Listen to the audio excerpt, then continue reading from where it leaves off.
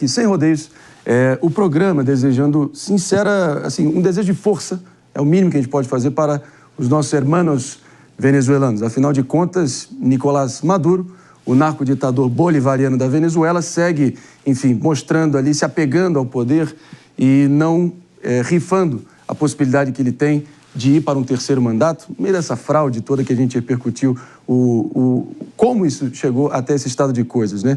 Inclusive, é hoje, nessa sexta-feira, que a cerimônia está marcada.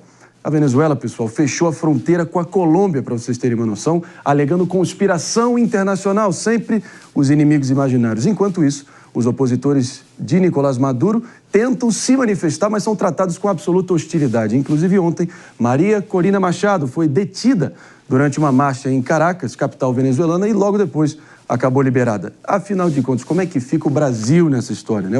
O país diz não reconhecer o atual governo, mas entra em absoluta contradição quando envia a embaixadora brasileira para representar o governo na posse de Maduro. São muitos detalhes, muitas derivações aqui para a gente entender exatamente aonde a gente está pisando com o nosso vizinho malcriado ao norte.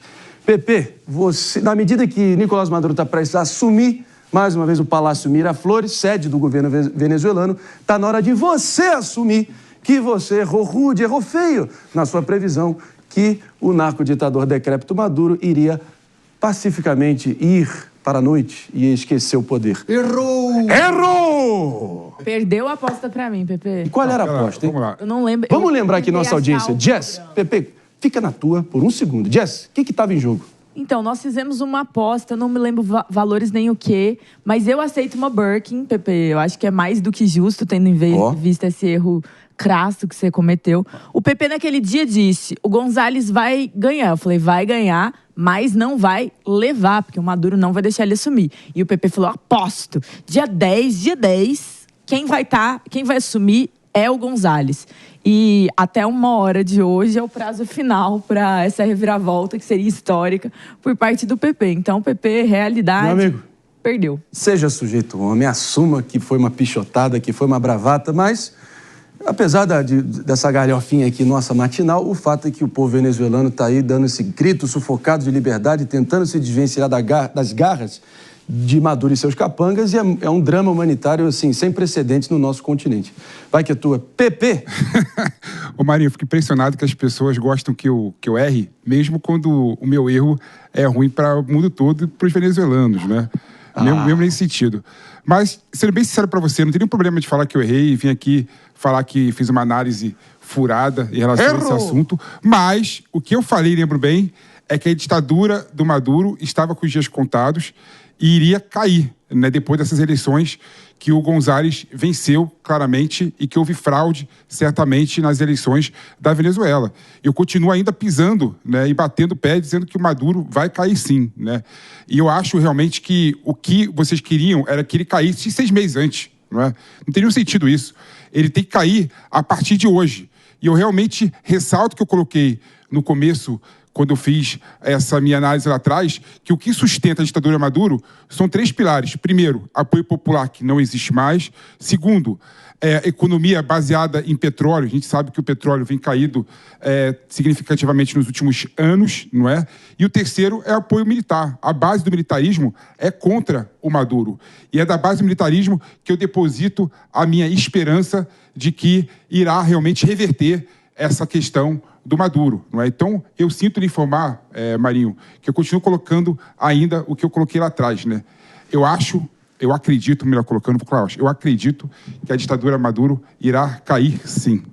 Agora, o fato, assim, a realidade dura, crua e nua, meu amigo e minha amiga, é que Nicolás Maduro segue ali encastelado no poder, não dá sinais de que vai ceder, muito pelo contrário. Eu quero te ouvir, David Jess, também, pela expectativa olhando adiante, até porque nunca se sabe, né? Até mês passado, a queda tão rápida e indolor do Bashar al-Assad na Síria não estava no horizonte para ninguém, eis que aconteceu. É claro que Maduro tende a espernear, a não largar o osso tão facilmente, e o problema é que tem vidas e possíveis mortes aí nesse trajeto rumo à Venezuela finalmente dar o seu grito de liberdade. Qual é a sua expectativa, Jess Peixoto? Eu sempre gosto de pensar e falar e lembrar que a ditadura na Venezuela não começou esse ano, ela não começou no ano passado. Ela vem de um cenário ditatorial desde o Chávez. E por muito tempo esse cenário foi ignorado por países da América Latina, pelos seus maiores aliados, inclusive pelo Brasil. E o que isso leva, André? Isso leva a uma aparelhação geral, assim. Houve um aparelhamento, por assim dizer, das instituições, das forças, de tudo. Então ele conseguiu construir, ao longo desses tempos, uma base de apoio e de suporte ao regime muito forte. O maior pilar dela sendo a sua maior força, como foi do Chávez, a questão do exército. E o prognóstico ele é difícil, porque desde 2019, mesmo antes, os Estados Unidos aplicaram sanções à Venezuela no governo do Maduro. E mesmo com o impacto econômico que isso gerou, o governo conseguiu ainda assim, com dificuldade, se manter no poder. E a gente vê isso mesmo no cenário atual. Que embora as manifestações aumentem, eu sou uma grande fã da Marina Corina Machado, que é a líder aí da oposição, que foi presa ontem, detida ilegalmente, sequestrada por um crápula, que é o ditador Nicolás Maduro. E mesmo assim, a gente ainda tem este homem no poder e pouca habilidade da comunidade internacional para impedi-lo, até por questões de autonomia e por questões do próprio respeito à liberdade desses países, o que é contraditório nesse caso. Dificilmente um país vai entrar em guerra com a Venezuela para fazer a Venezuela voltar a ser uma democracia. Então isso não existe. Mas assim, a grande questão aqui é, os aparatos de manutenção do regime, para ele cair, dependem muito, mas muito mesmo, da desarticulação do poder do Maduro dentro do exército.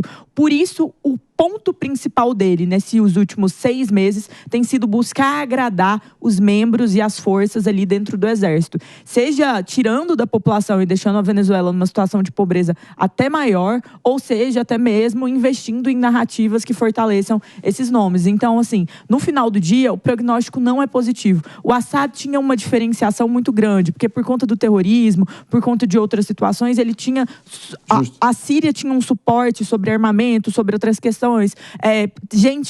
Na verdade, um olhar francês muito forte naquela região por conta de determinadas situações, então mandaram mesmo soldados. Então, assim, a configuração caótica e sanguinária do Assad fez com que ele caísse de fato. Mas hoje, a Venezuela enfrenta uma situação migratória pior do que a Ucrânia em guerra, pior do que a própria Síria e, de fato, as pessoas estão morrendo, passando fome e são mais de 2.000 detidos por essa ditadura.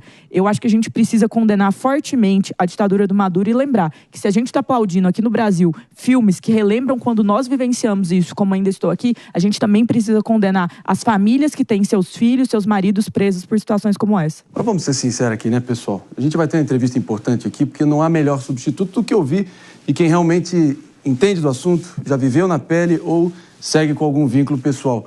Mas vamos botar aqui da forma mais clara, cristalina possível. Se nessa altura do campeonato, com todo esse drama que a Jess e o PP descreveram com tanta clareza, que vem se prolongando há mais de 2 décadas no mínimo, não tem mais diálogo, não tem mais debate ideológico, se você tem um resquício de simpatia pelo que está acontecendo na Venezuela e por Maduro e seus capangas, de 3 ou uma combinação das 3 ou as 3. Ou você é burro, ou você é desonesto, ou você é mau caráter.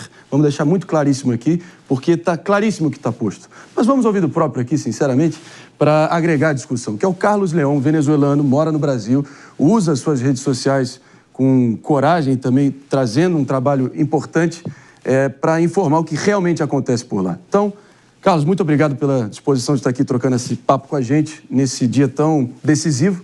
Afinal de contas, quais são os últimos relatos que você tem recebido? Em linhas gerais aqui para a gente começar. Obrigado e bom dia.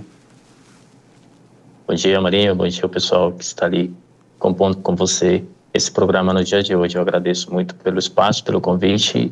Num momento como hoje, tão importante para o nosso país, para nós como venezuelanos também, aqui no Brasil, poder termos essa oportunidade de trazer para vocês algumas informações, né, do que a gente vai recebendo. E certamente, como foi mostrado ali através das imagens, né, o povo venezuelano ainda mantém o compromisso e a fé de que através do povo na rua possa continuar na luta pela liberdade desse país, né? Hoje cada vez mais desarmado, né, em ferramentas como em qualquer país que poderia ser as instituições que defendam de qualquer agressão. Hoje nós temos um Estado que pratica certamente o fascismo contra a sua própria população, uma forma de terrorismo também de Estado, quando arma, coloca fuzis russos em jovens, em civis que não têm preparação militar, séria, e sim uma preparação ideológica à disposição para matar aqueles que são considerados opositores. Dentro das informações de ontem, conversações com parte da equipe de comunicações com a Maria Corina Machado, a qual eu tive acesso, a gente conseguiu confirmar que, de fato, ela sim foi interceptada por motoqueiros, né, aliados ao governo ditatorial do Maduro, e membros de coletivos de milícias armadas, onde eles obrigaram de fazer alguns vídeos. Um deles estava circulando nas redes sociais com um comportamento bastante estranho da Maria Corina Machado, e o qual vem sendo questionado, dada a forma em como ela falava, quando não menos de 10 minutos ela acabava de falar publicamente que o governo estava se afundando. Então, são situações bastante tensas que a gente está atravessando hoje no nosso país. Já vou acionando aqui o nosso David Tasso também, a bancada está, enfim, ansiosa para fazer essas perguntas, mas acho que só importante aqui, Carlos, que você deixe aqui claríssimo, afinal de contas, o que aconteceu na saída ali do comício da Maria Corina Machado? Por um lado, muita gente dizendo que a comitiva dela foi alvejada por tiros, que ela foi sequestrada brevemente e foi liberada pouco tempo depois. Por outro lado, tem muitas informações dizendo que foi apenas um tumulto, que ela teria perdido apenas a carteira e ficou retida ali brevemente, mas algo que não chegou a configurar um sequestro em si. Faz o tira-teima aqui pra gente. O que é fato, o que é fake? Na Venezuela é muito comum o termo sequestro express. É algo muito comum, é algo que esses movimentos armados da milícia costumam fazer há muitos anos. É uma forma deles rentabilizar e de se financiar. Porém, é uma prática que hoje o governo usa como forma de perseguição rápida, como antigamente faziam as guerrilhas, né? Que é você ocupar um opositor, enquadrá-lo em alguns determinados critérios, como colocá-lo dentro de um carro, levá-lo ao pé de uma montanha, pedir para ele fazer alguns pronunciamentos e você liberá-lo, né? Antigamente, no passado, era em troca de dinheiro, hoje em troca de algumas informações. A gente não sabe, afinal das contas, o que foi conversado, porque a Maria Corina Machado até agora não tem mostrado um comunicado dela mesma falando o que aconteceu. Ela só reportou através das suas redes sociais que ela estava bem. Não tem registros de vídeos contínuos, só temos trechos de algumas pessoas que vêm divulgando, que passavam pelo lado enquanto a moto onde ela estava, porque ela estava com uma jaqueta preta, estava sendo abordada por organismo do Estado. Dá para ver nesses vídeos que há o nome da Força Especial do regime que está abordando ela. Então, sim, temos o indício e a prova de que o Estado estava sendo usado para essa abordagem. Agora, da parte da equipe de comunicações da Maria Corina, a gente não tem muitos relatos que completem toda a parte da história, porque ela mesma falou no dia de ontem que ela daria ao país as informações e o comunicado oficial, o qual até agora não veio.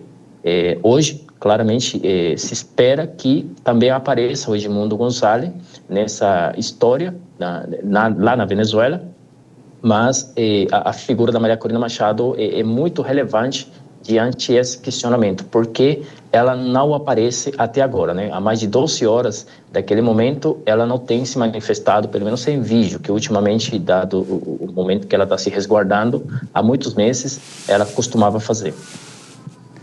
Carlos, vou adicionar o nosso David Tasso aqui, não sem antes mencionar, né, que inclusive o presidente eleito de fato segue levando uma versão das tais atas eleitorais referendando a vitória dele. Estamos falando, claro, de Edmundo González Urrutia.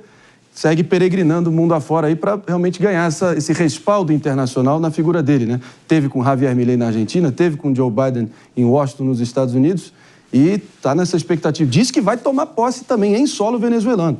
Então está uma expectativa enorme em torno disso também. David?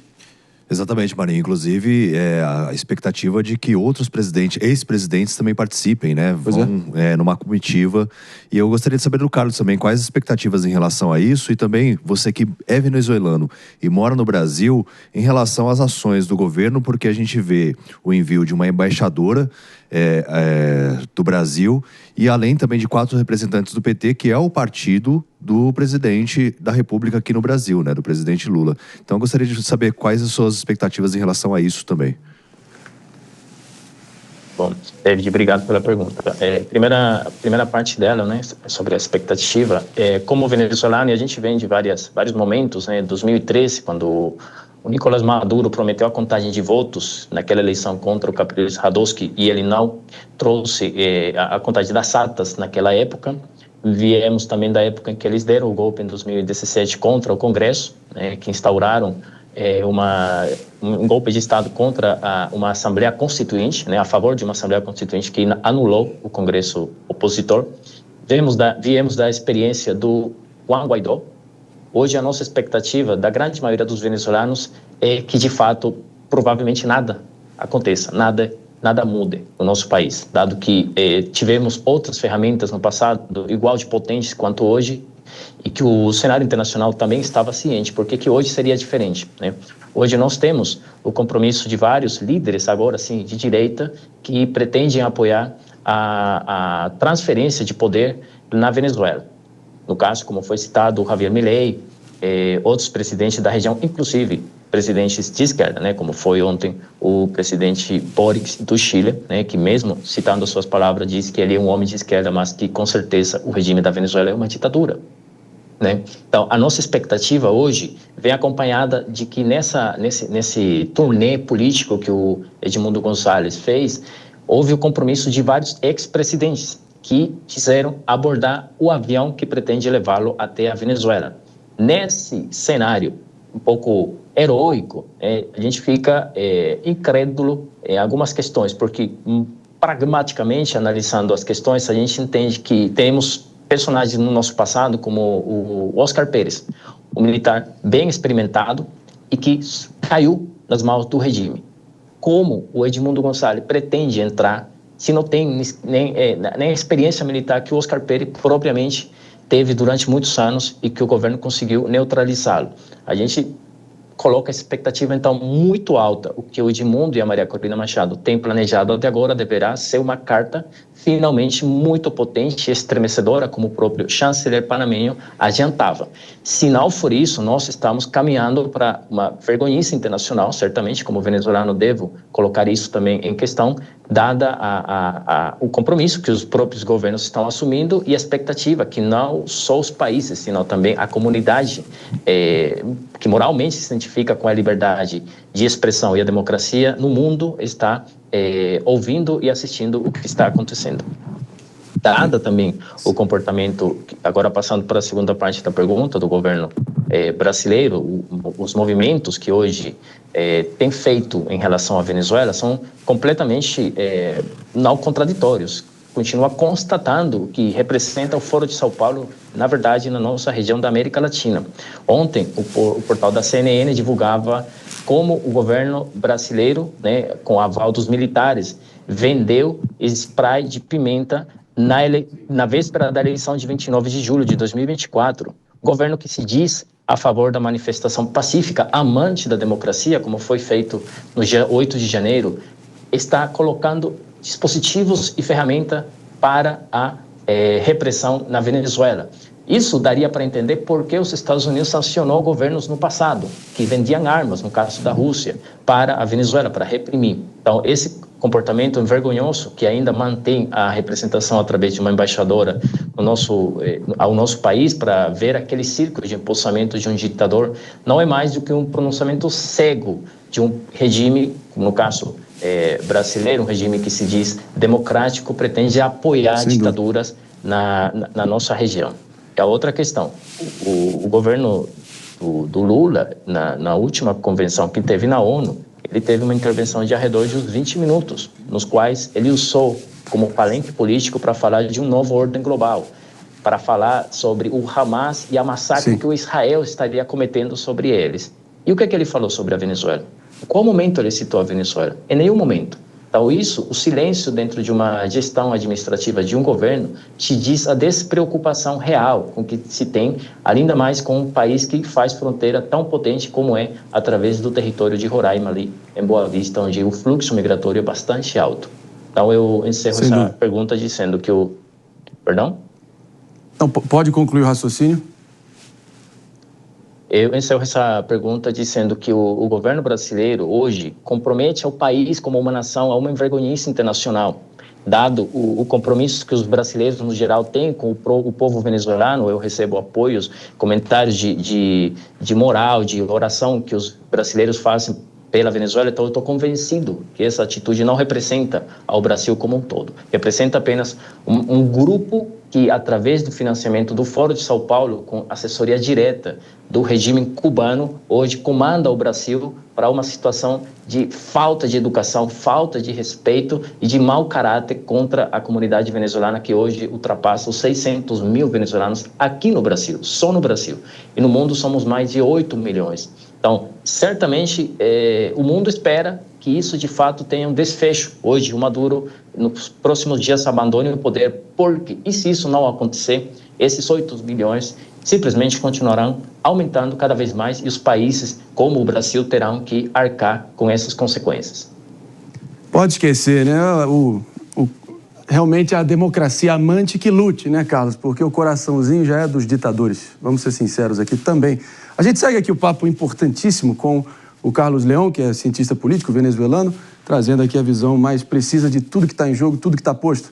Já vou contigo com a Jess e com o PP também, não sem antes fazer a pergunta do dia, que eu quero muito ouvir, sentir o pulso aqui do nosso respeitável público do Morning Show, que é a seguinte: se você do outro lado, seja do carro, da tela ou do rádio, você acha que Maduro vai conseguir terminar o seu mandato?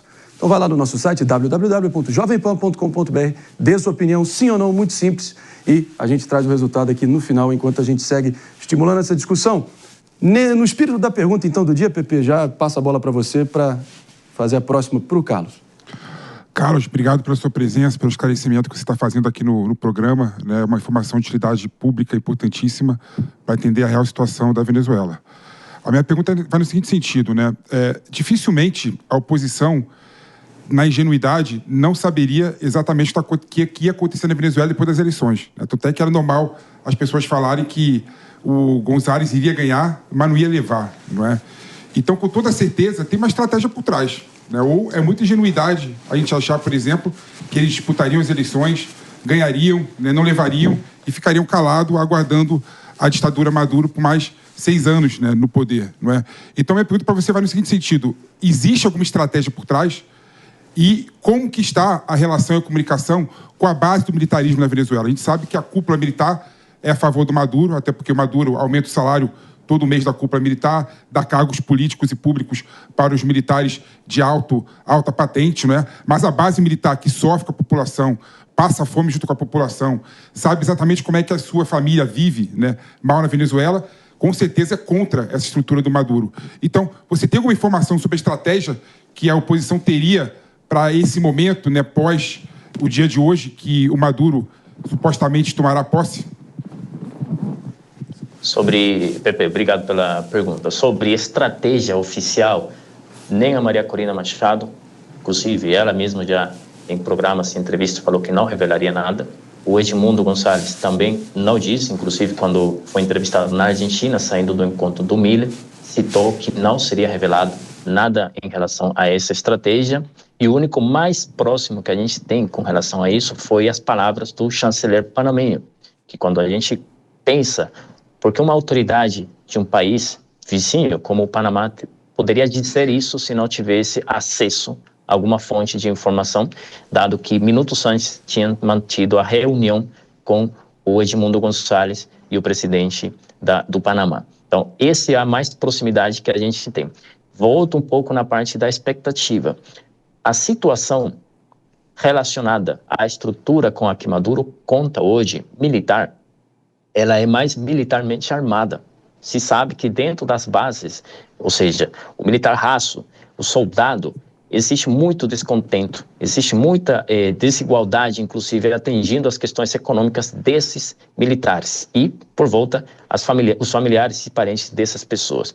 Por isso, a estratégia do Maduro foi armar as suas bases ideológicas, ou seja, os milicianos, os comandantes ideológicos dos partidos políticos de esquerda nas favelas e nas comunidades. Estão ali registrados. Eu mesmo fiz um vídeo nas minhas redes sociais onde eu mostro uma foto onde uma antiga colega de faculdade está recebendo um fuzil. Pelo amor de Deus, uma colega que não tem carreira militar, convivi com ela há 5 anos, sei que sempre foi de esquerda, mas hoje em dia recebendo um fuzil militar disposta para quê? Agora não mais chamar as pessoas de fascista, agora atirar nas pessoas que ela considera fascista. A nossa experiência recente de ter casas marcadas com um X preto, como antigamente se fazia no regime nazista, de marcar os judeus, as casas dos judeus. Hoje temos isso na Venezuela. Essa é a nossa grande realidade. E como você é capaz de combater contra aquilo? Desarmado. Não é nenhuma forma de você ganhar aquele combate. A única estratégia possível de encarar é você fazer uma demonstração de força, não só no papel, como também no território. E fazer esse regime se render, assim como os cobardes dos generais que hoje deixaram a Constituição do lado para pegar um fuzil russo e atirar contra a sua população. Meus amigos, a oposição se unificou, disputou a eleição, enfim, conseguiu obter ali as atas eleitorais para aprovar essa vitória. Ainda assim, Maduro segue agarrado aí ao poder e não dá nenhum sinal que vai ceder tão facilmente. A gente vai tentar projetar os cenários também com a entrada de Donald Trump nesse tabuleiro. Já vou contigo, Jess, não sem antes fazer um rápido break para todo mundo nos ouvindo, sintonizados aqui na rede Jovem Pan de Rádio Morning Show. Volta já já. E nas multiplataformas seguimos aqui ao vivaço com a Jess Peixoto. Carlos, antes de mais nada, queria te dizer minha solidariedade aqui por ser vítima de um regime, por precisar migrar por isso, por possivelmente ter familiares e pessoas que você ama em situações de precariedade, talvez presas. E dentro disso, nesse assunto da oposição, né? A oposição na Venezuela, ela teve a Corina Machado como líder principal nos últimos anos, teve o González apoiado com ela a partir do momento em que ela foi ali numa arbitrariedade caçada, impedida de concorrer, mas ela também teve o Henrico Marques, ela também teve ativistas como Carlos Correia. Os 2 últimos nomes que eu citei estão desaparecidos, sendo que o Carlos Correia preso. A comunidade internacional, mesmo a ONU, pelo Carlos Correia ser apenas um ativista. Ele não era nem um político de carreira, ele é um ativista da ONG Espaço Público. Vem denunciando esses abusos e vem cobrando explicações até mesmo de outros países, como o México e o Brasil, que vão enviar representantes ali para a cerimônia fictícia de posse do Maduro, vem cobrando sobre isso. E a minha pergunta para você é: você tem familiares, você tem pessoas que você conhece que estão presas? Porque são mais de 2.000 detenções apenas nesses últimos 6 meses. É uma situação de desaparecimento extremo. Muita gente desaparecida, filhos que não voltaram para os seus lares, mães que não estão mais vendo seus filhos porque eles estão ousando defender a liberdade. E eu acho que o caso da Corina Machado ontem mostra isso. Nesse mesmo tempo, temos o González aí, que é o presidente eleito da Venezuela, sendo a cabeça dele sendo colocada a $100 mil por um governo que está com dificuldades financeiras, por um povo que está passando fome, estão oferecendo $100 mil, mais de R$600 mil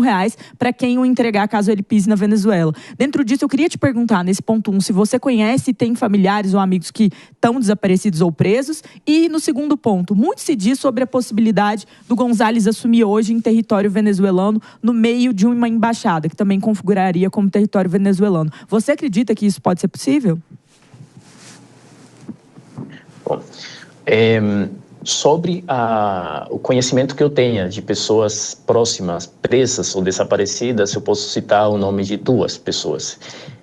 O primeiro deles é o Luiz Tarbais. Luiz Tarbais faz parte da equipe de comunicações da Maria Corina Machado, com o qual nos últimos meses a gente manteve comunicação em relação à forma em que deveria ser comunicada as ações aqui no Brasil. A gente dava alguma espécie de assessoria quando as atas, por exemplo, impressas, vieram até Brasília. O encontro que a Maria Corina e o Edmundo tiveram com a Comissão de Relações Exteriores, a gente participou dessa equipe de trabalho que montou a estratégia sobre os temas a abordar, né?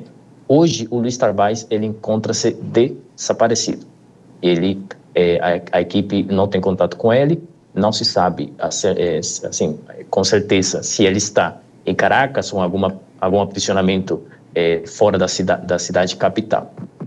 O outro amigo é o Edgar Ocaristo, que conheci ele na faculdade da Universidade Central da Venezuela em 2023, quando eu estive na Venezuela há 2 anos, e eu participei numa manifestação que teve na faculdade de idosos aposentados, e ali eu conheci esse ativista, né, que iniciamos uma amizade de troca, porque eu voltei para o Brasil e ele, consequentemente, mandava material, vídeos, entrevistas que eu, por sua vez, divulgava aqui no meu canal no Brasil.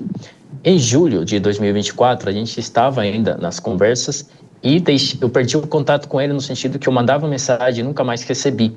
Eu achei que fosse uma questão de proteção dele, até que 3 meses depois, né, de julho a outubro, foi divulgado pelos parentes que a irmã dela tinha sido avisada que ele estava preso. Foi ali que eu fiquei sabendo da situação dele, 3 meses depois. Então, são 2 pessoas muito próximas, sobretudo o Edgar Ocariz, com quem, de fato, tive muita proximidade nesse tempo, porque ele é um ativista de direitos humanos e ele contribuiu para a liberação de muitas pessoas. Se você me permite uma breve interrupção, seguimos aqui ao vivaço no Morning Show, papo fundamental, o timing melhor impossível para a gente realmente entender, ter a dimensão mais precisa do caos, do drama que está se desenrolando na Venezuela, nossos vizinhos ao norte, que está completamente sitiada em torno dessa posse fraudulenta, para dizer o mínimo, do narcoditador Nicolás Maduro, que está marcada para acontecer hoje. Bom, nesse contexto todo tem o impacto com a diplomacia brasileira, também o tabuleiro geopolítico da região como um todo mudando a todo vapor. Ex-presidentes de diferentes países como Costa Rica, Paraguai, México, Bolívia, Equador, todos se prontificando a viajar com o opositor Edmundo Gonçalves num ato de resistência suprema, né? E seguimos aqui com esse papo tão importante. Devolvendo a palavra para você, Carlos, para concluir o raciocínio, a gente segue aqui explorando os diferentes contornos dessa situação dramática. Perfeito. O segundo ponto da pergunta abordava a situação, né, da Maria Corina Machado e a sua liderança nos últimos anos, né? E certamente, para a população brasileira, entender o contexto de onde ela surge. A Maria Corina Machado, ela aparece nas nossas câmeras internacionalmente em 2018 para cá, vamos supor esse contexto mais relevante. Mas ela foi a única opositora que, entre os anos 2010, 2011 e 2012, encarou o chavismo. Chegou a chamar o Hugo Chávez no Congresso de ladrão pelas políticas expropriatórias que ele levava naquele projeto de socialismo do século XXI, iniciado em 2007, com muita força. Foi ela quem levou esse papel. Esse papel custou um preço para ela, que foi, dentro das próprias filas opositoras, há partidos de esquerda. E ela foi afastada, ela foi perseguida pelos próprios partidos de esquerda e ela se tornou a última opção na fila dos opositores. Nós tivemos Juan Guaidó, nós tivemos o Leopoldo López, nós tivemos Henrique Capriles, tivemos o Ramos Ayub, que hoje é vice-presidente da Internacional Socialista e era opositor na Venezuela. E ela ficou para trás, porque o discurso dela era agressivo. Veja, 14 anos depois, quem está liderando a oposição venezuelana? Visto que se esgotaram os verdadeiros opositores democratas, que eram esses líderes de centro e centro-esquerda, surgiu a figura que o povo venezuelano está precisando, a que de verdade antagoniza com a corrupção, a que de verdade coloca contra a parede o Nicolás Maduro, dado que o seu discurso é frontal. Não há negociação. Palavra que os venezuelanos conhecem muito bem em governos, em situações anteriores acontecidas, onde se negociava governações, prefeituras, legislaturas em favor de cargos para que a oposição não pressionasse e não falasse sobre a corrupção escancarada que estava acontecendo na Venezuela. Temos o caso ali do Juan Guaidó, que acabou fugindo da Venezuela para a Colômbia e a Colômbia não o aceitou e mandaram ele para os Estados Unidos. Então, diante de todo esse cenário de expectativa grande, a carta em jogo da Maria Corina Machado é a sua própria carta histórica, dado que ela foi essa pessoa que encarou o Hugo Chávez, é isso o que coloca ela como a opção mais óbvia para liderar esse processo de transição na Venezuela. O Edmundo Gonçalves, por outro lado, é uma consequência da inabilitação da Maria Corina Machado e, por sua vez, da Corina Yoris. Lembremos muito bem, esse homem de nome Edmundo Gonçalves, um diplomata de carreira, não é um homem político acostumado a fazer negociações. Um exemplo disso, vocês poderão procurar hoje nas fotos, nas redes sociais, é o agradecimento constante que, inclusive, o Edmundo mantém com governos de esquerda, dado o apoio. Recentemente, a reunião com o Biden, também teve o apoio do governo do Paraguai, mas também na própria foto da saída dele da Casa Branca, quem o acompanha é o Miguel Pizarro e Smolansky. O Miguel Pizarro é uma pessoa que antigamente, mesmo pertencendo à oposição, Sim. era de formação comunista. Então, ele teve que ter, tanto Maria Corina Machado como Edmundo Gonçalves, fazer juntas de alguns atores, inclusive de esquerda, tanto venezuelana como internacional, para poder levar em frente a possibilidade de uma mudança de poder. O medo está em que alguns desses líderes que estão compondo essa equipe foram os mesmos líderes que atrás a excluíram. Isso sim sabe muito bem a população venezuelana e espera-se que uma vez o Maduro saia do poder, a Maria Corina Machado também corte, faça uma tesourada em essas filas de oposição que por muitos anos conviveram com a Venezuela, inclusive chamando a Venezuela de golpes eleitorais, mas continuavam Sim. negociando cargos públicos. Você mencionou Capriles Guaidó, né, Carlos? É um drama que se prolonga há 2 décadas, né, Pepe? E como a gente pode ter certeza nesse sentido, como não é exatamente um bloco assim, homogêneo, não é que todo mundo fala o mesmo linguajar ou tem as mesmas pretensões. Claro que tem uma meta maior que é defenestrar o Maduro de uma vez por todas. Porém, o fato é que a gente já nota, né, algum sinal de dissenso entre a própria oposição, principalmente no X, nessa rede social antiga Twitter, né, que o pessoal já vai se alfinetando, já tem algumas rusgas, alguns ruídos de qual é a melhor estratégia para conseguir destronar Maduro de uma vez por todas, né? Apesar do esforço heróico da oposição ter se unificado, ter disputado as eleições da forma mais pacífica e institucional possível, ter conseguido, enfim, até reunir ali os boletins de urnas devidamente fiscalizados, é um drama absurdo, né? Pepe, você entende também que a oposição não está falando exatamente a mesma língua? Claro, a oposição está batendo cabeça, né? Mas pela primeira vez, né, nos últimos anos, a oposição participou institucionalmente de uma eleição, né? Infelizmente, a eleição foi fraudada e acabou ganhando e não levando as eleições. Eu queria saber, Leon, tem um político que eu acho muito interessante na Venezuela, que é o Manuel Rosales, né? Que é um político supostamente da oposição, né? Governador do principal estado da Venezuela, Zulia. Chegou a ser prefeito de Maracaibo, se não me engano, que é um dos principais prefeituras, municípios. Disputou as eleições com Chávez, na época do auge do chavismo, né, em 2006, e chegou a ter 37% dos votos. Onde está o Manuel Rosales nesse momento? Ele tá reverenciando o regime Maduro, né? E além dele, cadê os outros políticos que têm certa força, né, institucional? Pô, Manuel Rosales é governador de Zulia, né? Um dos principais estados da Venezuela, né? Cadê as outras lideranças políticas da oposição que consegue articular com as instituições da Venezuela, né? Onde está Rosales, Carlos? Bom, em 2006, bem citado nessa pergunta, ele concorreu à eleição com Hugo Chávez. Enquanto Hugo Chávez prometia o socialismo do século XXI, o Manuel Rosales prometia a tarjeta, o cartão Minegra, que era um cartão que iria ser depositado mensalmente, uma espécie de Bolsa Família com o valor de $600 na época, que iriam ser em torno de uns 2.000, quase 3.000 reais aqui no Brasil, mensalmente para todas as famílias da Venezuela. Essas eram as 2 grandes propostas que nós tivemos em 2006. O Rosales, um populista de classe, obviamente organizado em torno aos negócios, mas que a democracia é um homem oportunista. Mas isso teve um preço a pagar, porque claramente ele é um homem bem conceituado no estado Zulia, né, da capital Maracaibo, de onde ele era, e ele foi o homem que foi amassando algumas fortunas que o Hugo Chávez viu com receio. E, anos depois, ele acabou fugindo da Venezuela, porque o Chávez prometeu que ele ia colocá-lo na cadeia. O Chávez morre em 2013, e adivinhem quem volta e quem se alia ao Maduro? O próprio Rosales. E o Rosales participa na eleição de governadores de 2021. E onde ele está governando? No estado do Zulia.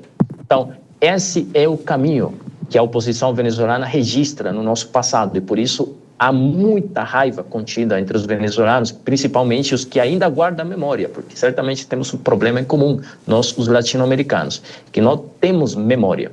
E esse relato de onde está o Rosales hoje é a mesma pergunta que eu queria somar ao comentário do Marinho. A Maria Corina Machado, ela não unificou a oposição, porque se ela tivesse unificado a oposição, ali com ela estaria o Capriles, estaria o Henrique Marques, que também foi citado, estaria o Rosales. Nenhum deles estava ontem na concentração feita em Caracas. Quem estava e ainda continua apostando a ela é o Tomás Guanipa, o candidato à governação de Maracaibo em 2017, de quem foi roubada a sua eleição.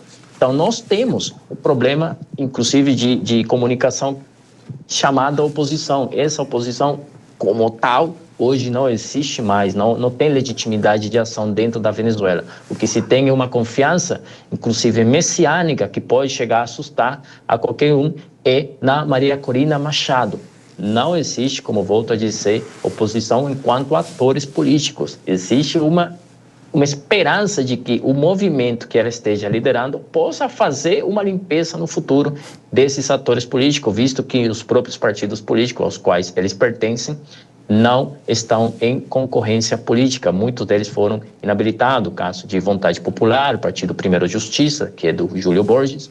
Então, queria responder essa pergunta fazendo essa própria crítica para nós venezuelanos, né? De lembrarmos a situação e a evolução que ela tem tido durante os últimos anos, coloca ela como a última e a melhor opção que os venezuelanos têm hoje para solucionar esse problema grande chamado Nicolás Maduro. Pobre povo venezuelano, pobre daqueles também que ainda tem alguma ingenuidade de achar que tudo que está se desenrolando, essa tragédia humanitária, esse drama diplomático na Venezuela, não tem reflexos aqui, não só para todo o continente, mas a região como um todo. E ninguém melhor que o Carlos Leon, cientista político de mão cheia, que esteve aqui com a gente para dar a real, sem rodeio, sem maquiagem, sem narrativa, sem perfumaria, como diria nosso querido PP, o papo reto aqui que só o Morning Show oferece. Obrigado demais, Carlos. Eu que agradeço, Marinho, a todos vocês, Pepe, a Jess e o David, pela oportunidade, pelo espaço. De verdade, agradeço em nome de todos os venezuelanos que hoje precisam falar para os brasileiros, precisam falar para o mundo, e vocês me deram essa oportunidade hoje de liderar essa voz, trazer para vocês, para nós mesmos, os venezuelanos aqui no Brasil, a oportunidade que a gente está acompanhando, sim. Espera de vocês a oportunidade de dar-nos esse espaço. Não, é o mínimo, é o certo e portas abertas, você sabe disso. Obrigado.